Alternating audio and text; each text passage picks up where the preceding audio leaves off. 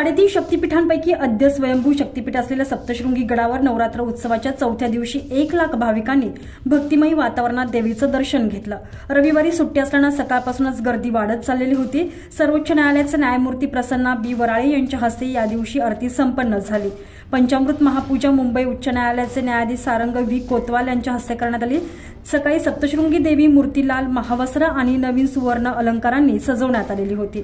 यावर्षी गडावर अपेक्षेपेक्षा जास्त गर्दी बघायला मिळाली। एरवी 5व्या माळेनंतर वाढणारी गर्दी पहिल्या दिवसापासूनच सध्या वाढत आहे। यामुळे रविवारी 15 ठिकाणी बारी लावून भाविकांना दर्शनासाठी व्यवस्था करण्यात येत होती। संपूर्ण गडावर भाविक सप्तशृंगी माता की जय, बोल अंबे माते की जयचा मोठ्या आवाजात जयघोष करत होते। यामुळे वातावरण सर्वत्र प्रसन्न असं निर्माण झालेलं होतं।